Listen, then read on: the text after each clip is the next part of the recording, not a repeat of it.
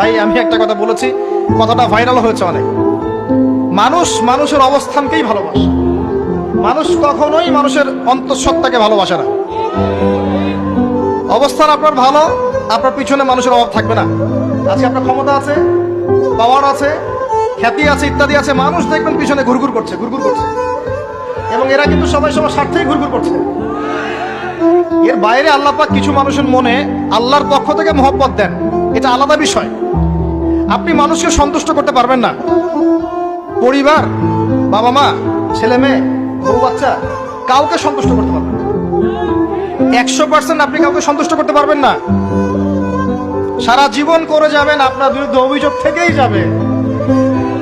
শুধু আল্লাহ রাব্বুল আলামিন অপেক্ষা করে বসে আছেন, আপনি কখন তওবা করে তার দিকে ফিরে আসবেন। দেন দিন আল্লাহ পাক আপনাকে মাফ করে দিবেন ইনশাআল্লাহ।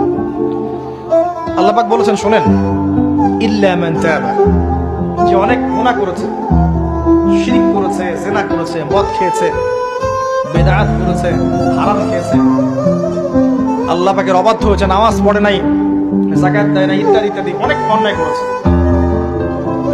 একদিন তওবা করে ফিরে এসেছে। আল্লাহ পাক বলেছেন, ইল্লা মান তাবা, যে ব্যক্তি তওবা করে ফিরে আসলো, ওয়া আমানা, এবং ঈমান নিয়ে আসলো, ওয়া আমিলা আমালান সালিহান, এবং এখন থেকে সৎ আমল করা শুরু করলো, হোক সে নারী বা পুরুষ, যে কেউ, যে কোনো বয়সের, যে কোনো বর্ণের, যে কোনো ভাষার, যে কোনো দেশের, এগুলো কিচ্ছু যায় আসে না আল্লাহ পাকের। ইন্নাল্লাহা লা ইয়ানজুরু ইলা আজসামিকুম ওয়ালা ইলা সুওয়ারিকুম ওয়ালাকিন ইয়ানজুরু ইলা কুলুবিকুম ওয়া আমালিকুম। আল্লাহ পাক শুধু কলব দেখেন, আমল দেখেন, রক্ত মাংস বর্ণ এগুলো দেখেন না। আল্লাহ পাক ফিরে এসেছে, আমল, ঈমান এনেছে, আমল সালেহ করেছে। আল্লাহ পাক বলছে, উলাইকা, এরাই তারা, ইউবাদদিলুল্লাহু সাইয়্যাতিহিম হাসানাত, এরাই সেই ব্যক্তি যাদের সমস্ত গুনাহকে আমি আল্লাহ নেকি দিয়ে পরিবর্তন করে দেব। আল্লাহ অপেক্ষা করছেন আপনার জন্য।